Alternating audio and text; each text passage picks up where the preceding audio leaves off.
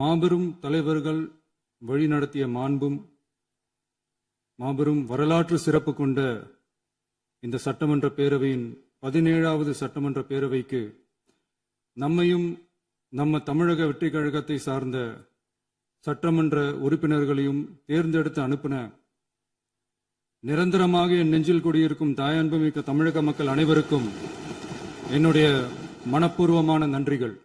17வது சட்டமன்ற கூட்டத்தொடரின் முதல் ஆளுநர் உரையின் மீதான நன்றி தெரிவிக்கும் தீர்மானத்திற்கு பதிலுரை வழங்க வாய்ப்பளித்த மாண்புமிகு பேரவைத் தலைவருக்கு நம் வணக்கத்தை தெரிவித்துக் கொள்கிறோம். மாண்புமிகு பேரவைத் தலைவர் அவர்களே, இந்த 17வது மாமன்றத்தில் அதிகப்படியான 12 கட்சிகளை சேர்ந்த பிரதிநிதிகள் தேர்ந்தெடுக்கப்பட்டிருக்கும். நாம கொள்கை ரீதியாகவும் நிலைப்பாடு ரீதியாகவும் வேறுபட்டு இருந்தாலும் மக்கள் பணி செய்வதுதான் நம்ம எல்லாருக்கும் பிரைமரியா இருக்கிற ஒரே எய்ம். அந்த வகையில தான் நம்ம எல்லாருமே நம்ம மக்களால் அங்கீகரிக்கப்பட்டு சட்டமன்றத்திற்கு வந்திருக்கிறோம். அதனால நாம கருத்தால் வேறுபட்டாலும் மக்கள் சேவை என்ற நோக்கத்துல நம்ம மாநிலம் சார்ந்த விஷயங்கள்ல நாம எல்லாரும் ஒன்றிணைந்து பயணிச்சா நம்ம தமிழ்நாடு என்னைக்கும் எதிலையும் முதன்மை மாநிலமாக திகழும். ஆளுநர் உரைக்கு நன்றி தெரிவிக்கும் தீர்மானத்தில் பேசின மாண்புமிகு உறுப்பினர்களுக்கு நன்றி. எதிர்த்து பேசினாதான் எதிர்கட்சின்னு ப்ரூவ் பண்ண முடியும்னு நினைச்சுக்கிட்டு பேசின எதிர்கட்சியை சேர்ந்த எதிர்கட்சி தலைவர் உள்ளிட்ட மாண்புமிகு உறுப்பினர்களுக்கும் வணக்கமும் நன்றியும். பதிலுரை வழங்குற அதே நேரத்தில் நம்மளை சட்டமன்ற உறுப்பினராக தேர்ந்தெடுத்த பெரம்பூர் தொகுதி மக்களுக்கு நம்மளோட நெஞ்சார்ந்த நன்றிகள். அதே மாதிரி ராஜினாமா பண்ணிட்டாலும் நம்மளை தேர்ந்தெடுத்த திருச்சி கிழக்கு மக்களுக்கும் இந்த மன்றத்தில் நம்மளோட நன்றியை பதிவு செய்கிறோம். அப்புறம் நம்மளோட அரசியல் பயணத்தை பற்றியும் கொஞ்சம் பதிவு செய்ய விரும்புகிறோம்.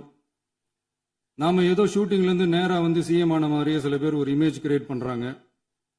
அவங்களுக்கு அவங்க ஆசைப்படுற லாங்குவேஜ்லேயே சொல்றோம், அது வெறும் ரீல் தான், ரியல் கிடையாது. ஒரு சாதாரண நடிகனாக நம்ம கெரியர் தொடங்குச்சு. அப்புறம் அப்படியே சின்சியரா உழைச்சி மேலே வந்தோம். நம்ம கெரியர்ல நாம மேலே வந்ததுக்கு இந்த விஜய் ஒருத்தன் மட்டுமே காரணம் இல்லை, அவனோட உழைப்பு மட்டுமே காரணம் இல்லை. இந்த விஜயோட உழைப்புக்கும் உயர்வுக்கும் பின்னாடி இருக்கிற ஒட்டுமொத்த தமிழ்நாட்டு மக்களோட அன்பும் அரவணைப்பும் தான் காரணம்.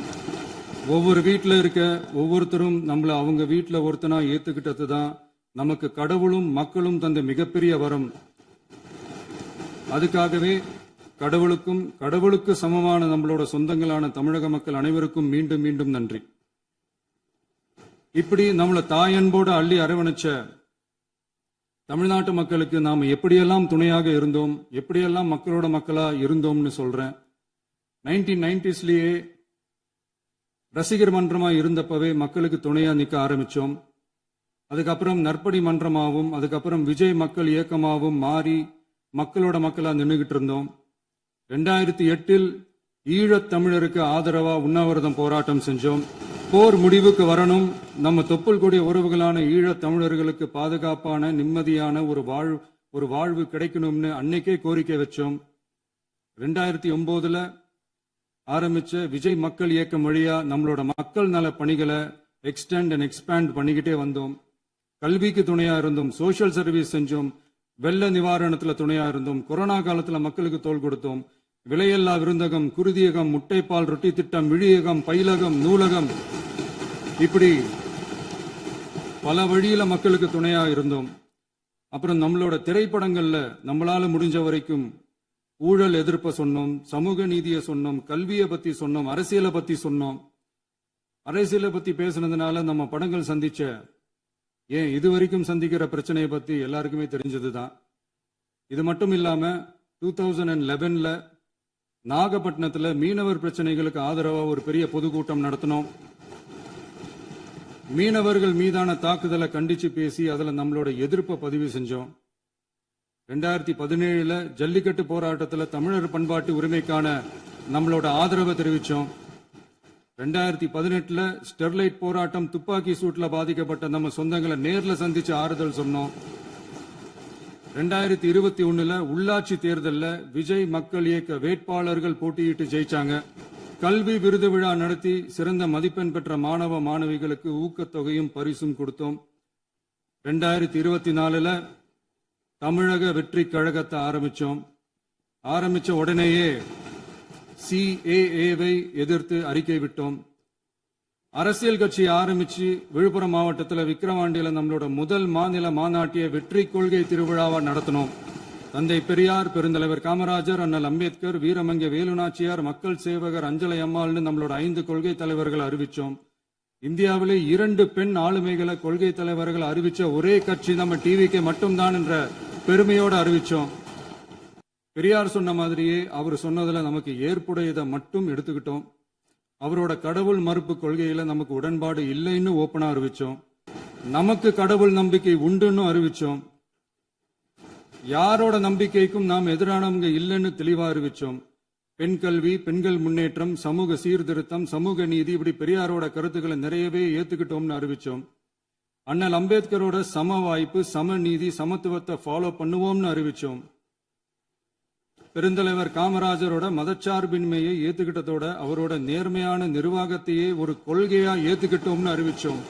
வீரமங்கை வேலு நாச்சியாரோட மண் மீட்பையும் சமூக நல்லிணக்கத்தையும் பின்பற்றுவோம்னு அறிவிச்சோம். மக்கள் சேவகர் அஞ்சலை அம்மாளோட விடுதலை வேட்கையையும் மக்களோட வாழ்வாதாரத்துக்காக உறுதியாக நிற்கிறதையும் பின்பற்றுவோம்னு சொன்னோம். எல்லாருக்கும் எல்லாமும் கிடைக்கணும், எம் மதமும் நம் மதம்னு சொல்லி மதச்சார்பற்ற சமூக நீதி தான் நம்ம கொள்கைன்னு அறிவிச்சோம். நம்ம கொள்கை எதிரி யாரு, அரசியல் எதிரி யாருன்னு ஓப்பனா அறிவிச்சோம். எல்லாத்துக்கும் மேல பிறப்புக்கும் எல்லா உயிருக்கும்ன்றத நம்மளோட அடிப்படை அரசியல் கோட்பாட்டா அறிவிச்சுட்டு தான் அரசியலுக்கே வந்தோம். நம்ம மதுரை மாநாட்டில் நம்மளோட தேர்தல் அரசியல் மற்றும் ஆட்சி அதிகார அரசியல் வழிகாட்டியா அறிஞர் அண்ணாவையும் புரட்சி தலைவர் எம்ஜிஆரையும் ஏத்துக்கிட்டதா அறிவிச்சோம். அப்புறம் இன்னனையும் நாம இங்க பதிவு செஞ்சே ஆகணும்.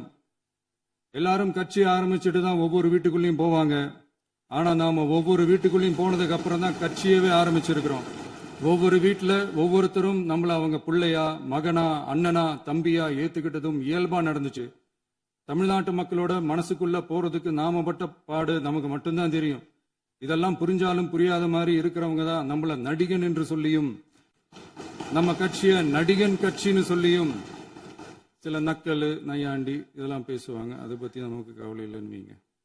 இப்படி நம்ம அரசியல் பயணம் ரொம்ப டிரான்ஸ்பரண்டா தான் ஆரம்பிச்சிருக்கு. இந்த 2026 தேர்தலில் கூட்டணியே இல்லாமல் தனியா நின்னோம். மக்கள் நம்மள தெளிவா புரிஞ்சுக்கிட்டதாலையும் நம்ம டிவிகே தோழர்களோட உழைப்பாலையும் நாம 35% வாக்குகளை வாங்கினோம். 1,72,00,000 வாக்குகளோட தமிழ்நாட்டிலேயே தனி பெரும் கட்சியா வந்தோம். தமிழக மக்களாலையும் நம்மளோட ஆதரவு இயக்கங்களாலையும் இதோ இன்னைக்கு இங்க நம்ம டிவிகே ஆளும் கட்சியா உட்கார்ந்துருக்கிறோம். இந்த ஆளும் கட்சியா ஆனதும் அவ்வளவு சாதாரணமாலாம் நடந்துடல. 2.25 வருஷத்துல ஆட்சிக்கு வந்துட்டீங்கன்னு ரொம்ப கிண்டலா கேலியா சிலர் பேசுறாங்க. எங்களோட இந்த 2.25 வருஷ டிராவல்ல எவ்வளவு வலியும் வேதனையும் இருக்குது.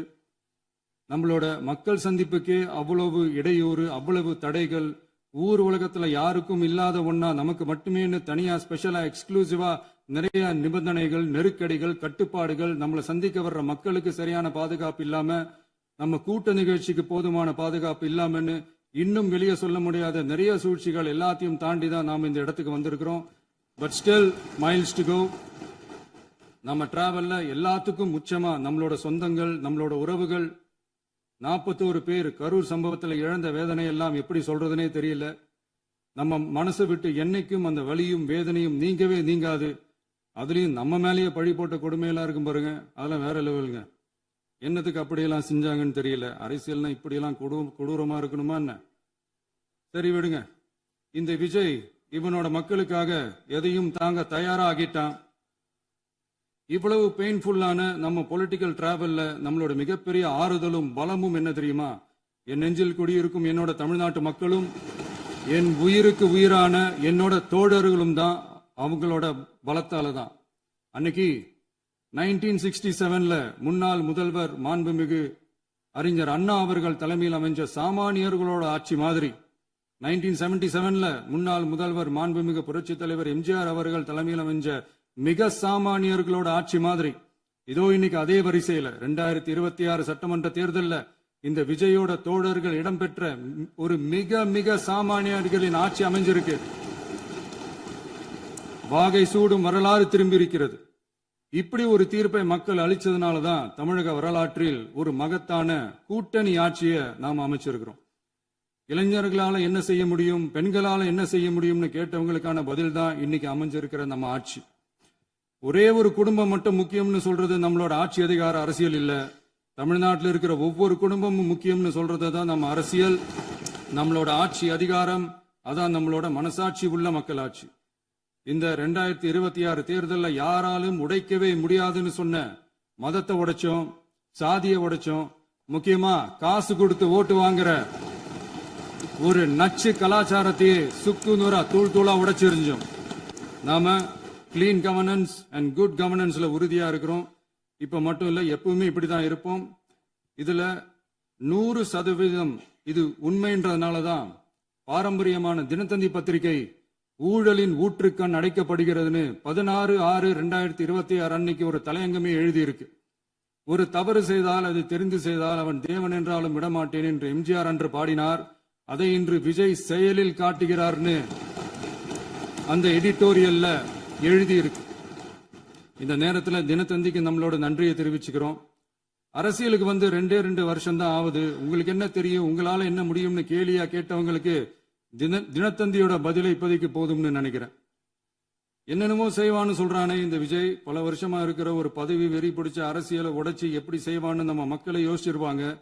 இதோ இப்போ நம்ம மக்களுக்கு புரிஞ்சிருக்கும். இப்பவும் சொல்றோம், இது வெறும் ஆரம்பம் தாங்க. இந்த மாபெரும் சபையிலிருந்து கேட்கிற மக்களே, நமக்கு கொஞ்சம் அவகாசம் கொடுங்க. இதுக்கு முன்னாடி, அதாவது 2017 கடைசியில இருந்து 2026 ஏப்ரல் வரைக்கும் இருந்த புண்ணியவான்கள் ஆட்சியில ஒவ்வொரு டிபார்ட்மெண்ட்லயும் போட்ட ஏராளமான ஓட்டைகளை அடைச்சிக்கிட்டே படிப்படியா மக்களுக்கு நல்லதையும் செஞ்சுக்கிட்டே வருவோம்.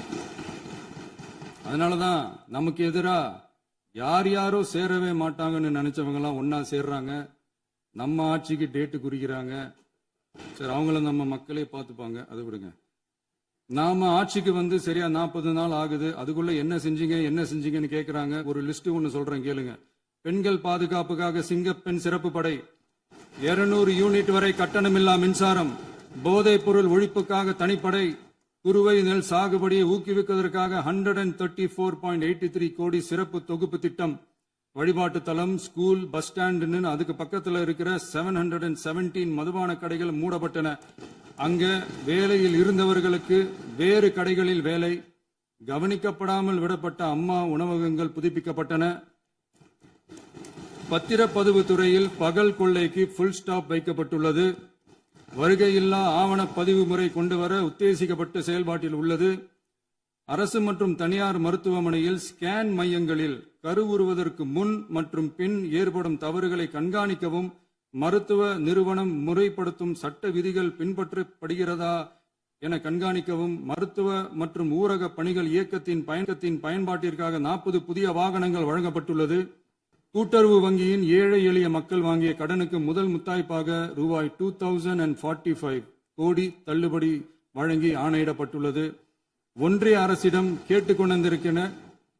கேட்டுக்கொண்டதற்கிணங்க கடந்த 2 வருடமாக நிறுத்தி வைக்கப்பட்ட இருந்த ஜல் ஜீவன் மிஷன் திட்டம் புதுப்பிக்கப்பட்டு ஜல் ஜீவன் மிஷன் திட்டம் 2.0 நடைமுறைக்கு கொண்டு வரப்பட்டுள்ளது.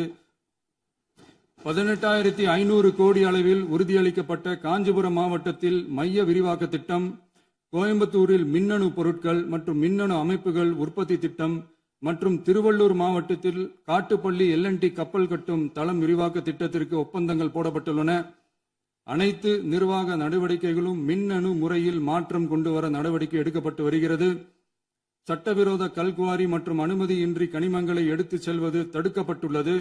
பல்வேறு குவாரிகள் சீல் வைக்கப்பட்டுள்ளன. கனிமங்களை கண்காணிப்பது, எல்லைகளை நிர்ணயிப்பது மற்றும் ஆளில்லா விமானம் மூலம் அளவீடு செய்வது போன்றவற்றை செயல்படுத்துவதற்கான பணிகள் மேற்கொள்ளப்பட்டு வருகின்றன. அனைத்து துறைகளிலும் அலுவலர் தலையீடு இல்லாமல் லஞ்ச லாவண்யமற்ற தமிழகத்தை உருவாக்க அனைத்து நடவடிக்கைகளும் முடுக்கிவிடப்பட்டுள்ளது. இதெல்லாம் சாம்பிள் தான், இன்னும் இருக்கு. இந்த வெறும் 40 நாளுக்குள்ளேயே இவ்வளவு செஞ்சிருக்கோம்னா, இனி வர்ற நாட்கள்ல கொஞ்சம் கொஞ்சமா படிப்படியா ஸ்டெடியா உழைச்சி லஞ்சலாவணம் இல்லாத, ஊழல் இல்லாத, பெண்களுக்கு பாதுகாப்பான, சுதந்திரமான, டிரான்ஸ்பரண்டான தமிழ்நாட்டை நம்ம சொந்தங்களான தமிழக மக்களுக்கு தர்றது தான் நம்மளோட ஒன் அண்ட் ஒன்லி டார்கெட். கண்டிப்பா அதை நிறைவேற்றியே காட்டுவோம். 8 கோடி மக்கள் நம்மளோட இருக்கிறப்போ ஏங்க இதை செய்ய முடியாது? மாண்புமிகு பேரவைத் தலைவர் அவர்களே, தமிழ்நாட்டின் கருவூலம் எப்படி திசை மாறி உருமாறி தேய்ந்து ஓய்ந்து கிடைக்கிறதுன்னு சொன்னாங்க.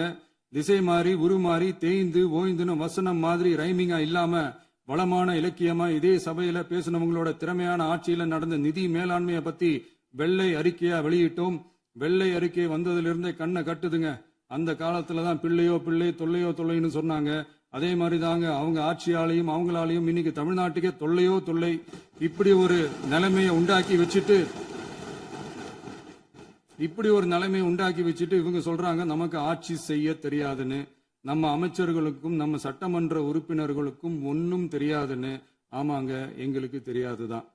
எங்க சட்டமன்ற உறுப்பினர்களுக்கும் அமைச்சர்களுக்கும் மக்கள் பணி செய்ய தெரிஞ்ச அளவுக்கு மக்கள் பணத்தை சுருட்ட தெரியாதுதான். டெண்டர்களை முறைப்படுத்த தெரிஞ்ச அளவுக்கு அதோட ரேட்டை உயர்த்தி ஊழல் செய்ய தெரியாதுதான். பதவி உயர்வு வழங்கவும் பணி இடமாற்றம் கலந்தாய்வு நடத்தவும் தெரியுமே தவிர பதவி உயர்வுக்கும் பணியிட மாற்றத்திற்கும் பணம் பறிக்க தெரியாதுதான். புதிய பணியிடங்கள் உருவாக்க தெரியுமே தவிர அந்த பணியிடங்களை பணத்துக்கு விற்க தெரியாதுதான். கோயில்கள்ல நடக்கிற நிர்வாக சீர்கேட்டை தடுக்க நீங்க பேசுங்க, நீங்க கண்டிப்பா பண்ணுங்க. கோயில்கள்ல நடக்கிற நிர்வாக சீர்கேட்டை தடுக்க தெரியுமே தவிர கோயில் பணத்தை கொள்ளையடிக்க தெரியாதுதான். தங்கத்தை உருக்கி தாரை வார்க்க தெரியாதுதான். கனிம வளத்தை பாதுகாக்க தெரிஞ்ச அளவுக்கு கனிமத்தை வித்து கொள்ளையடிக்க தெரியாதுதான். அரசு வருமானத்தை அரசு கஜானாவுக்கு மாத்த தெரிஞ்ச அளவுக்கு அந்த பணத்தை தனிப்பட்ட கஜானாவுக்கு மடை மாத்த தெரியாதுதான். போதை கலாச்சாரத்தை தடுக்க தெரிஞ்சவங்களுக்கு போதை கலாச்சாரத்தை வளர்க்க தெரியாதுதான். நம்ம குடும்பத்தில் இருக்கிற பாட்டி, அம்மா, அக்கா, தங்கச்சி, குழந்தைங்களை, பெண்களை மதிக்க தெரிஞ்சவங்களுக்கு ஓசி பஸ், 1000 ரூபாய் கேஸ், இப்படியெல்லாம் பேச தெரியாதுதான். எங்க உறுப்பினர்களுக்கும் அமைச்சர்களுக்கும் மக்கள் சேவை தெரிந்த அளவிற்கு சுயநல தேவையை செஞ்சிக்க தெரியாதுதான். அதனாலதான் சொல்றோம், எங்களை பார்த்து எதுவும் தெரியாதுன்னு சொல்றவங்களுக்கு சொல்றோம், இதெல்லாம் எங்களுக்கு தெரியாதுதான். உங்களை மாதிரி முறைகேடுகளை செய்யறத நாங்க தெரிஞ்சுக்கவும் போறதில்ல, தெரிஞ்சுக்கவும் ஆசைப்படல. அத கடைசி வரைக்கும் எங்களுக்கு தெரியாமலே இருந்துட்டு போகட்டும். அதனால நாங்களும் எங்க மக்களும் வெரி வெரி ஹாப்பி தான். மாண்புமிகு பேரவைத் தலைவர் அவர்களே, எதிர்ப்பவர்கள் எதிர்க்கட்சி என்பதற்காக எங்கள் ஆட்சி மீது 1000 பழி போடலாம். ஆனாலும் தமிழக மக்களுக்கு உண்மையை உணர்த்த வேண்டியது நம்மளோட கடமை. மின்வெட்டை பொறுத்தவரை தமிழ்நாடு மின்மிகை மாநிலமாக இருந்தாலும் கடந்த காலங்களில் ஏற்பட்ட நிர்வாக குளறுபடிகளும் மின்சார சாதனங்கள் மற்றும் மின் மாற்றிகளில் ஏற்படும் பழுதாலும் வேண்டுமென்றே சிலரின் நடவடிக்கைகளாலும் இந்த மின்வெட்டிற்கு காரணமாக உள்ளது. மின் விநியோக மீட்பு நடவடிக்கைகளை ஒருங்கிணைப்பதற்காக எதிர்பாராமல் இரவு நேரங்களில் ஏற்படும் மின் தடங்களை விரைந்து சரி செய்வதில் 10 உயர்மட்ட கண்காணிப்பு குழுக்கள் மற்றும் 125 சிறப்பு மின் தடை நீக்க ரோந்து வாகனங்கள் வழங்கப்பட்டு 24 மணி நேரமும் கண்காணிக்கப்படுகிறது. கூடுதலாக தற்போது 77 புதிய மின் தடை நீக்க மையங்களும் உருவாக்கப்பட்டுள்ளன. விரைவில் இந்த மின்வெட்டு நிலைமை அறவே நீக்கப்படும். மாண்புமிகு பேரவைத் தலைவர் அவர்களே, நம்ம விவசாயிகள் எல்லாரும் நம்மள நல்லா புரிஞ்சுக்கிட்டு தமிழக வெற்றி கழகத்தை ஏத்துக்கிட்டாலும் எதிர்கட்சிகளோட தூண்டுதலால சில இடங்கள்ல சில போராட்டங்கள் நடக்குது. எதிர்கட்சிகள் என்னதான் சித்து வேலை செஞ்சாலும் விவசாய பெருமக்கள் எல்லாரும் நம்ம ஆட்சி அவங்களுக்கான ஆட்சி தான் நல்லா புரிஞ்சுதான் வச்சிருக்கிறாங்க. இந்த வருஷம் எல் நினோ விளைவா எப்பவும் இருக்கிறத விட இந்த டைம் மழை குறையுங்கிறதையும் நம்ம விவசாயிகள் உணர்ந்துதான் இருப்பாங்க. இருந்தாலும் நம்ம அரசு நம்ம விவசாயிகளோட வாழ்வாதாரத்துக்காக பக்கபலமாகவும் உறுதியாகவும் துணை நிற்கும்ங்கிறத தெரிவிச்சுக்கிறோம்.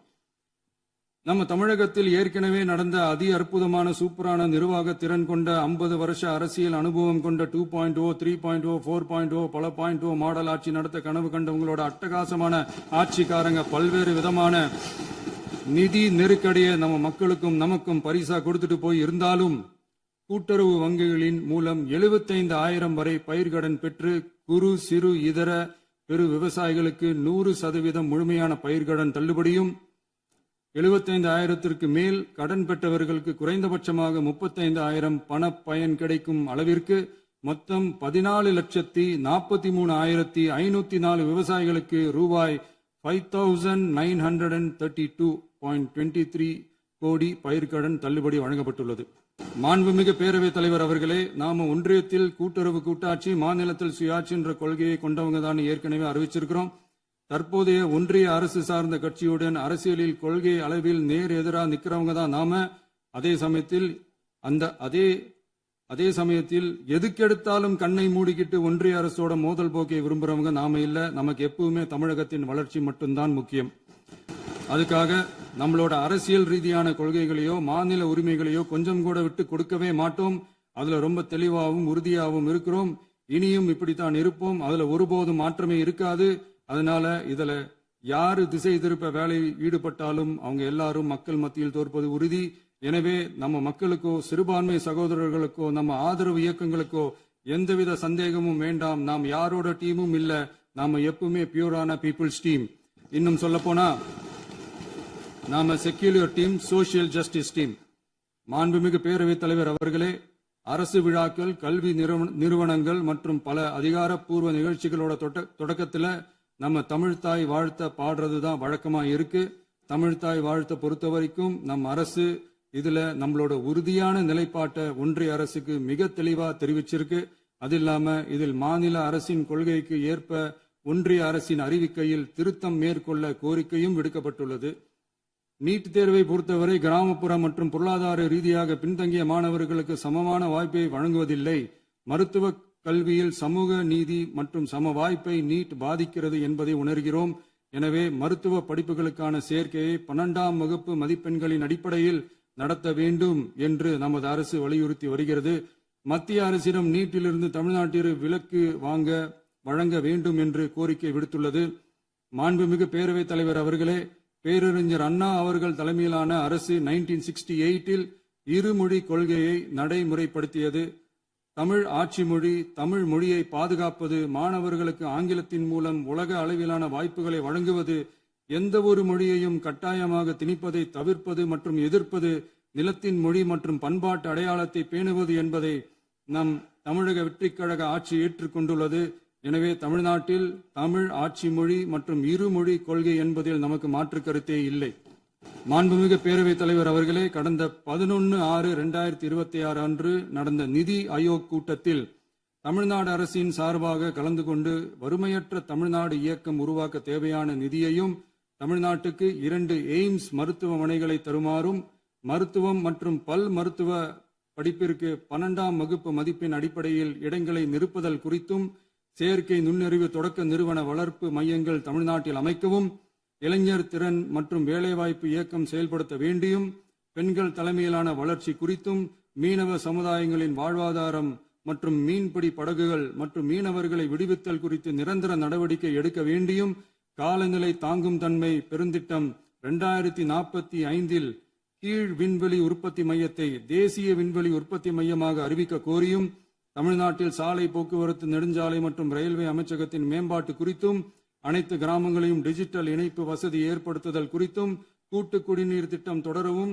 அரசின் விழாக்களில் தமிழ்தாய் வாழ்த்துக்கான முதலிடத்திற்கான கோரிக்கையும், மேகதாது அணை கட்டுமான நிறுத்தத்தை உறுதிப்படுத்தவும், மாநிலத்தின் மீது மும்மொழி கொள்கையை வற்புறுத்தாமல் புதிய கல்விக் கொள்கையை திணிக்காமல் தமிழகத்திற்கான கல்வித் தொகை ரூபாய் 3,284 கோடியை விடுவிக்க கோரியும், ஆண்டுதோறும் 5 லட்சம் இளைஞர்களுக்கு உதவித் தொகையுடன் கூடிய பணியினை தொழில்நுட்ப பயிற்சி வழங்க ஒத்துழைப்பு வழங்குமாறும், ஒகேனக்கல் 3ஆம் கட்ட கூட்டு குடிநீர் திட்டத்திற்கான நிதி ரூபாய் 2,283.40 விடுவிக்கவும், வேலை வாய்ப்பு மற்றும் வாழ்வாதாரத்துக்கான உத்தரவாத திட்டத்தின் கீழ் வேலை வாய்ப்புகளை உருவாக்க உடனடி நடவடிக்கை மேற்கொள்ள வேண்டியும் மற்றும் திருக்குறளை தேசிய இலக்கியமாக அறிவிக்குமாறும் தமிழ்நாடு சார்பில் பேசியுள்ளோம் என்பதை தெரிவித்துக் கொள்கிறோம்.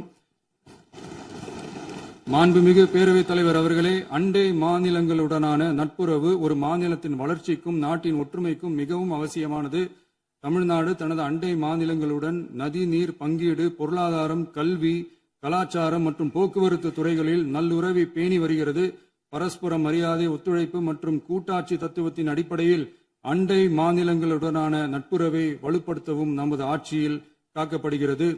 மாண்புமிகு பேரவைத் தலைவர் அவர்களே,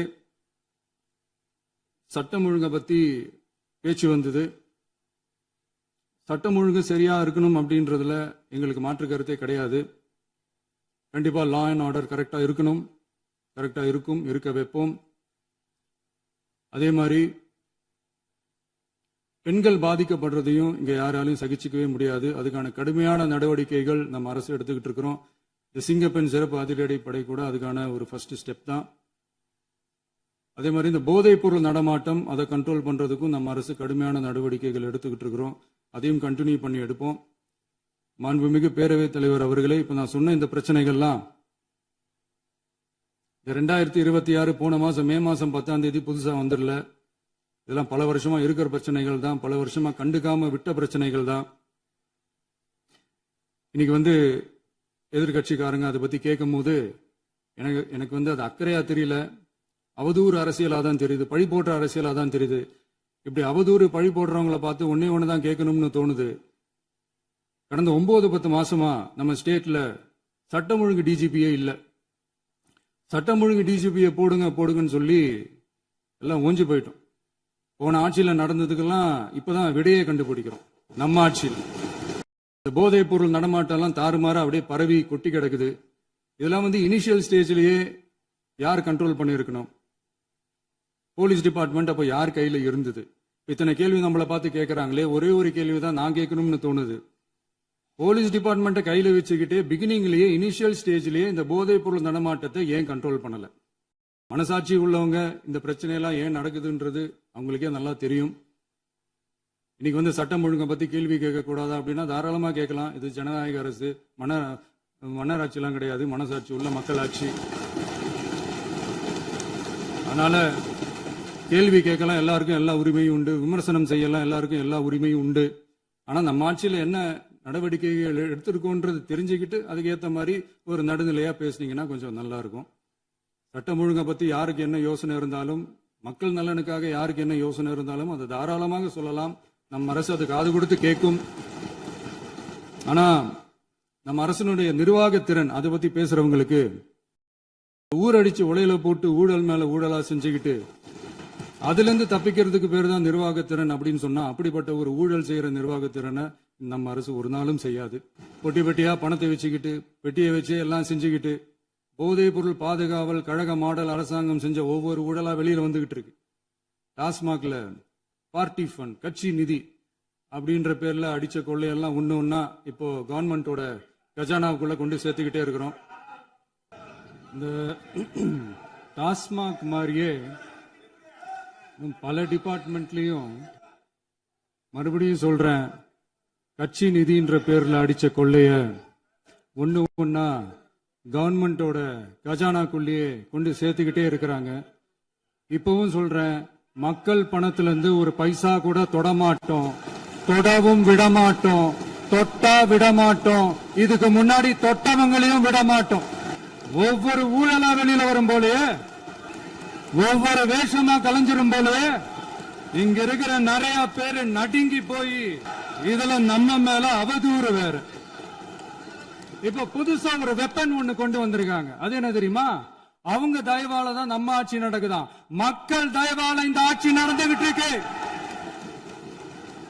மனசாட்சி உள்ள சக்திகளோட ஆதரவால இந்த ஆட்சி நடந்துகிட்டு இருக்கு. நாங்க தான் அனுப்பி வச்சோம் அப்படின்றாங்களே. அனுப்பி வச்சவங்களுக்கு மினிஸ்ட்ரியில இடம் கொடுத்தா ஏன் கதறீங்க? ஏன் இவ்வளவு கோபம்? ஏன் இவ்வளவு கதறல்ஸ்? இதுல இன்னொரு முக்கியமான விஷயம், மார்க்சிஸ்ட் கம்யூனிஸ்ட் கட்சி நமக்கு ஆதரவு கொடுத்தது சுயேட்சையா எடுத்த முடிவுன்னு சொல்றாங்க. அதே மாதிரி இந்திய கம்யூனிஸ்ட் கட்சி நமக்கு ஆதரவு கொடுத்தது சுயேட்சையா எடுத்த முடிவுன்னு சொல்றாங்க. இதுல எங்க இருந்து நாங்க தான் அனுப்பி வச்சோம்னா புரியலையே. மக்களுக்கு நல்லா புரியும், எல்லாத்தையும் தெளிவா பார்த்துக்கிட்டு இருக்கிறாங்க. இந்த சமூக நீதி அரசுன்னு சொல்றவங்களை பார்த்து கேட்கிறேன், நம்ம பட்டியலின சகோதரர்களுக்கு எத்தனை அமைச்சர் பதவி கொடுத்தீங்கன்னு கொஞ்சம் சொல்ல முடியுமா? ஆனா நம்மளுடைய அரசுல 8 அமைச்சர் பதவிகள் யாருக்கு? நம்ம பட்டியலின சகோதரர்களுக்கு. எல்லாம் நம்ம அண்ணன், நம்ம தம்பி, நம்ம தங்கச்சிங்க. அண்ணல் அம்பேத்கர் அவர்களுடைய கிட்டத்தட்ட 100 ஆண்டு கால கனவு இப்ப நிறைவேறி இருக்கு. நான் ஏன் கொஞ்சம் சவுண்டா பேசுறேன் அப்படின்னா அவங்களுக்கு கேட்கணும்ன்றதுக்காக, தப்பா எடுத்துக்காது. அதே மாதிரி பெண்களோட பாதுகாவலர் நாங்க தான் அப்படின்னு சொல்லிக்கிறவங்கள கேட்கிறேன், எத்தனை பெண்களுக்கு அமைச்சர் பதவியில இடம் கொடுத்தீங்க கொஞ்சம் சொல்ல முடியுமா? எங்க அரசுல 4 சகோதரிகளுக்கு அமைச்சர் பதவி கொடுத்திருக்கிறோம்.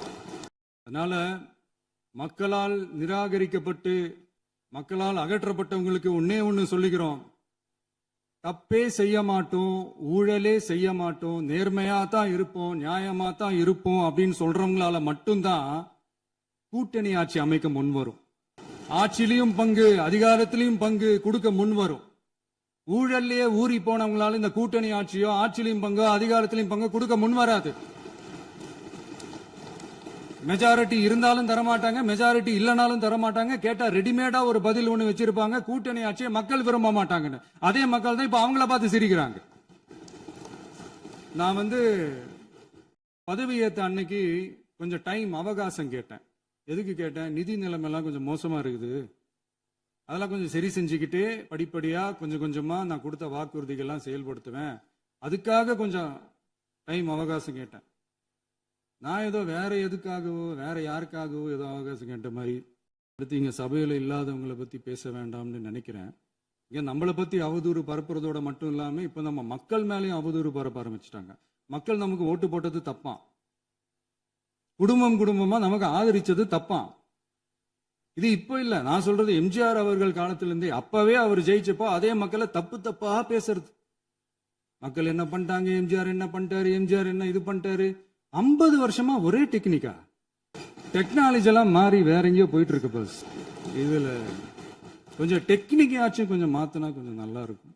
அதனால மக்களுக்கு யூஸ்ஃபுல்லா இருக்கிற மாதிரி இந்த ஆக்கப்பூர்வமான கருத்துக்களோ ஆக்கப்பூர்வமான யோசனைகளோ இருந்தா சொல்லுங்க, அதை நாங்க டெஃபரெண்டா எடுத்துக்கிறோம். ஆனா அதை விட்டுட்டு இந்த நக்கலு, நையாண்டி, சம்பந்தம் இல்லாத பேச்சு இதெல்லாம் பேசிட்டு அப்புறம் முதல்வர் பதில் சொல்லல, முதல்வருக்கு பதில் சொல்ல தெரியல அப்படின்னா அப்புறம் என்ன சோஃபா மாடல் ஆட்சியா? அது என்னன்னு புரியறதுக்கு எனக்கு ரொம்ப நாள் ஆச்சு. இந்த sofa set, table chair, teapoy, furniture பிசினஸ்லாம் வேற எங்க வெளியில போய் பண்ண சொல்லுங்க. அப்படி அந்த பிசினஸ் தான் பண்ணணும்னா நிறைய பிசினஸ் பண்ற மாதிரி வெளியில போய் பண்ண சொல்லுங்க, இங்க சட்டசபைக்குள்ள வேணாம். அதனால ஆக்கப்பூர்வமான கருத்துக்கள் இருந்தா சொல்லுங்க, டெஃபினட்டா அது சரியா இருந்தா நாங்க ஏத்துக்கிறோம். எனக்கு ஒரு குட்டி கதை ஒண்ணு ஞாபகம் வருது, சொல்லாமா? ஒரு ஊர்ல ஒரு பெரியவர் வெயில் ரொம்ப ஜாஸ்தியா இருக்குன்னு சொல்லிட்டு கண்ணுக்கு மேல கை வச்சுக்கிட்டு இப்படி சுத்தி முத்தி தேடிக்கிட்டு இருந்தாராம். அப்ப கூட இருந்த ஒரு சின்ன பையன், என்ன தேடுறீங்க அப்படின்னு கேட்டானா. அதுக்கு அந்த பெரியவர் சொன்னாரா, அது ஒண்ணு இல்ல தம்பி, உங்க அப்பா இங்கதான் இருப்பாருன்னு சொன்னாங்க, அதான் தேடிக்கிட்டு இருக்கேன். எங்க உங்க அப்பாவையா காணோம்? இல்லங்க, எங்களுக்கும் நக்கலா நையாண்டியா சம்பந்தம் இல்லாத குட்டி கதை இதெல்லாம் எங்களுக்கும் பேச தெரியும். அந்த கதையில பெரியவர் அப்படி சொன்னாராம், தப்பா எடுத்துக்காதீங்க. அந்த கதையில பெரியவர் அப்படி கேட்டாராம். அதனால யாரும் இங்க டென்ஷன் ஆக வேணாம். இன்னொரு என்னுடைய உரையை முடிக்கிறதுக்கு முன்னாடி 5 நிமிஷம் பேசினதுக்கே கொளத்தூரி இந்த ஆட்டம் அடிச்சு பேசுனா அப்புறம் என்ன பண்றது? கடைசியா நான் இந்த உரையை முடிக்கிறதுக்கு முன்னாடி ஒரு முக்கியமான ஒரு விஷயம் பத்தி சொல்லணும். ஆளுநர் உரை அன்னைக்கு இந்த தமிழ் தாய் வாழ்த்துக்கு அப்புறம் தேசிய கீதம் பாடினது தப்பு, தேசிய கீதம் 2 முறை பாடினது தப்பு, அப்படி ஒரு நிகழ்வு இதுக்கு முன்னாடி இந்த சட்டசபையில நடந்ததே கிடையாது, அந்த மரபே மாத்திட்டீங்க, இப்படி ஒரு பெரிய ஒரு போர் மாதிரி எதிர்கட்சி சார்ந்தவங்க எல்லாம் சொன்னாங்க இல்லையா? அந்த மாநில உரிமை போராளிகளை, அந்த மரபு காக்கிற உரிமை போராளிகளை ஒரே ஒரு கேள்விதான் கேட்கணும். 2021 ஆகஸ்ட் 2 ஞாபகம் இருக்கா? Centenary celebration of Tamil Nadu legislature. அந்த ஃபங்க்ஷன்ல நம்ம முன்னாள் முதலமைச்சர் கருணாநிதி அவர்களோட கலைஞர் அவர்களுடைய கலைஞர் அவர்களுடைய புகைப்படத்தை மாண்புமிகு குடியரசுத் தலைவர் திறந்து வைக்கிற ஒரு ஃபங்க்ஷன். அந்த ஃபங்க்ஷன்ல national anthem followed by Tamil Thai Vazhthu அப்படின்னு அறிவிச்சது ஞாபகம் இருக்கா? அதாவது தேசிய கீதத்துக்கு அப்புறமா இரண்டாவது முறையா, நோட் திஸ் பாயிண்ட் மாண்புமிகு பேரவைத் தலைவர் அவர்களே, ப்ளீஸ் நோட் திஸ் பாயிண்ட். தேசிய கீதத்துக்கு அப்புறம் இரண்டாவது முறையாக தமிழ் தாய் வாழ்த்து பாடப்படும் அப்படின்னு சொன்னது ஞாபகம் இருக்கா? அதுவும் முத்தமிழ் அறிஞர் அப்படின்னு சொல்ற நம்ம கலைஞர் அவர்களுடைய அந்த புகைப்படம் வெளியிட்டு விழாவில் அவர் இருந்த இதே சபையில தமிழ இரண்டாவது இடத்துக்கு தள்ளினது யாருன்னு ஞாபகம் இருக்கா?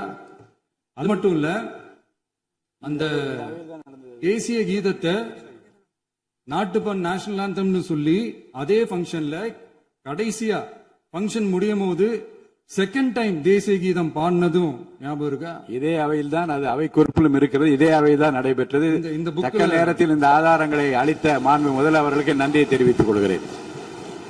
டவுட் இருந்தா இந்த புக்கை பார்த்து தெரிஞ்சுக்கலாம். இதெல்லாம் கேட்டா என்ன சொல்லுவாங்கன்னா, அது ஜனாதிபதி கலந்துகிட்ட பங்கன், அதெல்லாம் அப்படிதான், அதெல்லாம் கண்டுக்க கூடாது அப்படின்னு சொல்லுவாங்க. இதே மாதிரிதான் பேசுறது ஒண்ணு, செய்யறது ஒண்ணு, செய்யறது ஒண்ணு, பேசுறது ஒண்ணு. இதெல்லாம் மக்கள் பார்த்துக்கிட்டு இருக்காங்க. எலெக்ஷனுக்கு முன்னாடி தான் அப்படி செஞ்சுக்கிட்டு இருந்தாங்க. இப்ப எலெக்ஷனுக்கு அப்புறம் அதே தான் செய்யறாங்க. இந்த விஜயையும் சாமானியர்களின் உண்மையான சமூக நீதி அரசையும் அவமானப்படுத்துறதுக்கு தான் அவங்களோட அந்த பொலிட்டிக்கல் சீனியாரிட்டி அது பயன்படுத்துது போல. சரி, செய்யட்டும் செய்யட்டும், நல்லா செய்யட்டும்.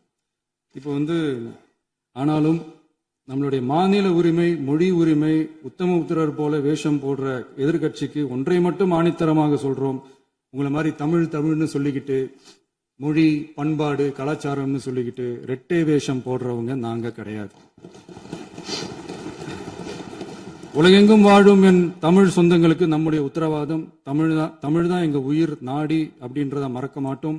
இப்பவும் சொல்றோம், மாநில உரிமையில எப்பவும் உறுதியா இருப்போம். அதே சமயத்துல அரசியல் வேற, ஒன்றிய மாநில அரசுகளுக்கு இடையே இருக்கிற நிர்வாக அணுகுமுறை வேற. இதுல நாங்க ரொம்ப தெளிவா இருக்கிறோம். அதனால எங்களுக்கு பாடம் எடுக்கிறதா நினைச்சுக்கிட்டு உங்க வேஷத்தை நீங்களே கொஞ்சம் கொஞ்சமா கலைச்சிக்கிட்டே வர்றீங்க, மறந்துடாதீங்க. அப்புறம்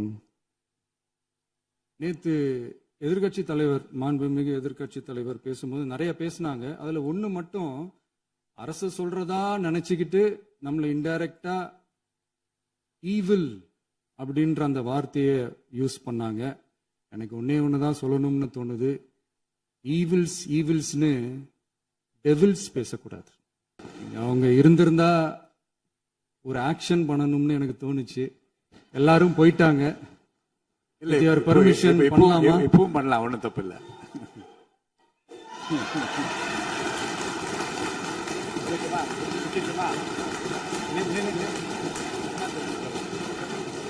யார் சொல்லுங்க?